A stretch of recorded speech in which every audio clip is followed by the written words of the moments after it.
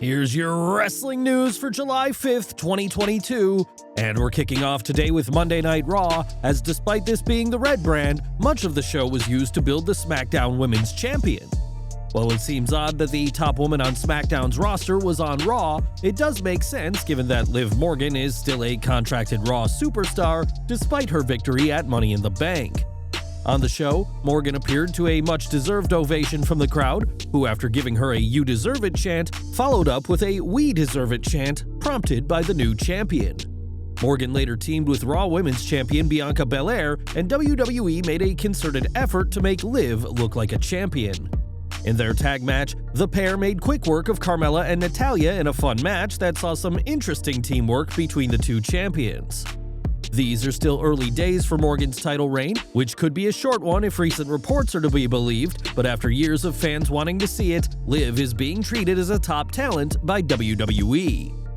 Raw also saw yet another rematch between Becky Lynch and Asuka, but that wasn't a bad thing at all. Usually having 4 matches in addition to multi-woman matches can seem repetitive, but it isn't when the opponents are this good.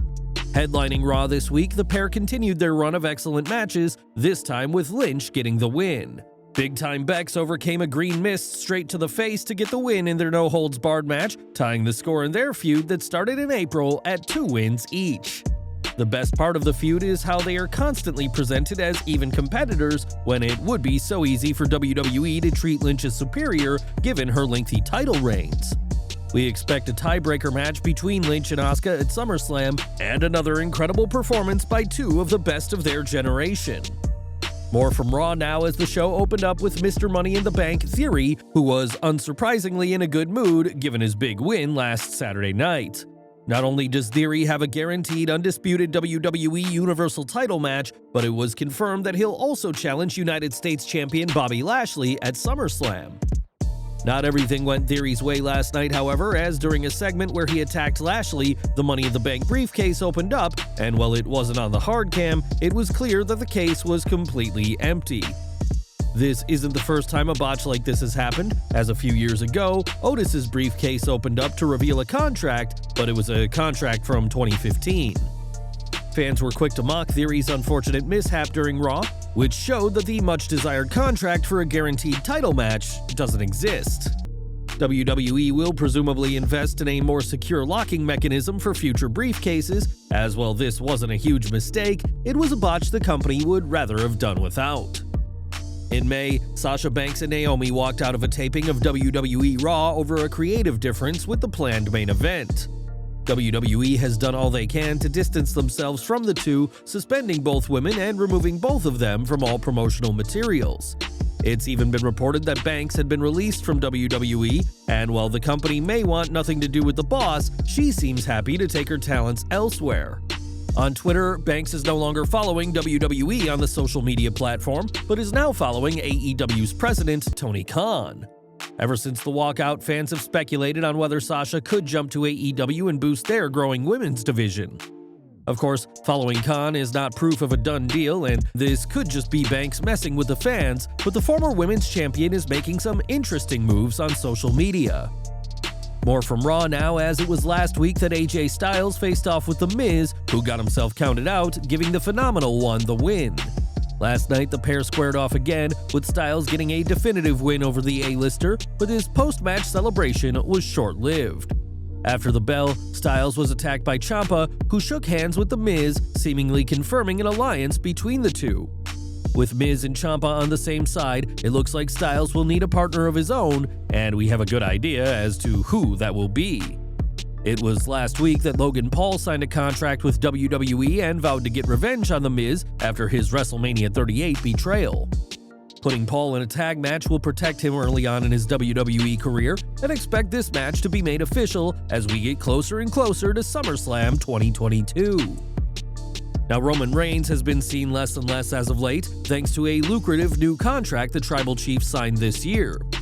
Any appearances by Reigns are now treated as an even bigger deal than before, and the undisputed WWE Universal Champion will soon be showing up at a Monday Night Raw taping. Madison Square Garden is advertising Reigns for the July 25th event, which will be the final Raw before SummerSlam on July 30th. There's no word on what Reigns will do at the show, but he won't be the only megastar in New York City, as former SmackDown Women's Champion Ronda Rousey is also being advertised for the show. Riddle vs. Seth Rollins has been confirmed for the show as well, as WWE are doing all they can to put on a fantastic event in the world's most famous arena. Last week, WWE hosted their go-home show for Money in the Bank, which saw the superstars build towards the July 2nd premium live event. Even with 3 hours though, there was a lot to fill in, and one segment didn't make it to TV. Fightful Select is reporting that there was originally meant to be a contract signing on last week's Raw, which would have made the Raw Women's title match between Bianca Belair and Carmella official. Instead, Bianca Belair participated in an in-ring segment where she spoke about facing Carmella and later had a physical altercation with the Staten Island Princess. Belair was originally meant to defend against Rhea Ripley, who was pulled from the match at Money in the Bank due to some sort of brain injury. While Belair did defeat Carmella, a post-match attack made it clear that Carmella isn't finished with the EST, so fans may see this contract signing after all for a possible rematch. We've got an update from Big E next, who is still being his positive, fun-loving self despite his ongoing broken neck injury. After suffering the injury in March, Big E has been recovering well and has now given another update on his condition. On Twitter, the former WWE champion said that his C1 vertebrae isn't forming bone just yet, but the plan is to get more scans later on and see if that's changed. The great news, however, is that Big E can guarantee that surgery is off the table and added that he feels tremendous.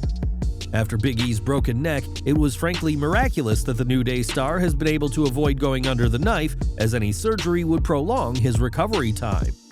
For now, the main focus is that E heals up, but the positive powerhouse is getting better very quickly, much to everyone's happiness. Big E isn't the only major superstar on the shelf though, as Cody Rhodes continues to recover from his torn pectoral muscle suffered in early June. Given the push he's received so far, Rhodes had been a favorite among fans to win the Men's Money in the Bank ladder match, but it was much more than his injury that prevented that outcome.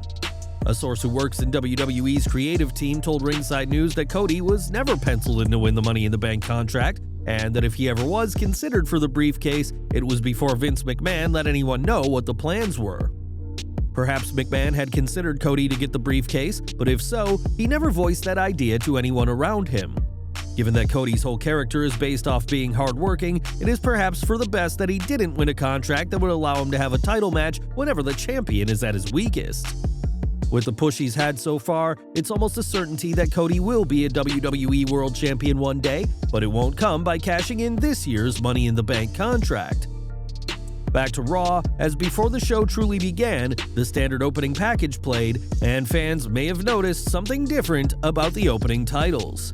During the WWE's then, now, Forever Together package, fans could hear the distinct woo of Ric Flair, who had been removed months ago. On Twitter, Flair himself reacted to the change, saying that WWE had given him back his dignity and his life, saying that being removed had been the most hurtful moment of his entire career. Flair had been removed following Dark Side of the Ring's episode about the plane ride from hell, which brought up an incident where Rick allegedly forced female flight attendants to touch his genitals. WWE distanced themselves from Flair after that, but it seems his hiatus is over, meaning audiences will get to hear his iconic woo each and every time they sit down to watch WWE programming.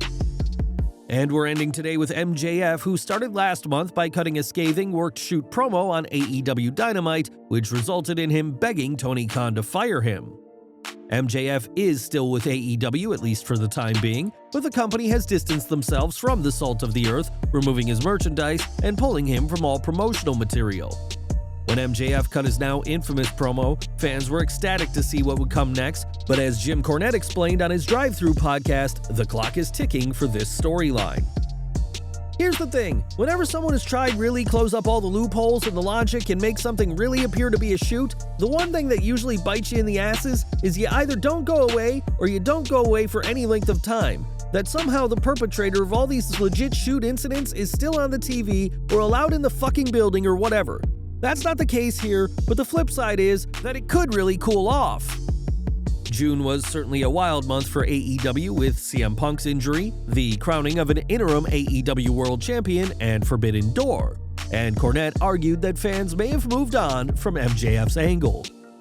MJF will eventually be back on TV, but AEW have given no indication as to when that'll be, and if Cornette is to be believed, the crowd may not even care when that return actually happens. Well guys, that's our news for today. Please share your comments below. Also hit the like button, subscribe to our channel, and hit the bell icon to receive all notifications. And as always, thanks for watching.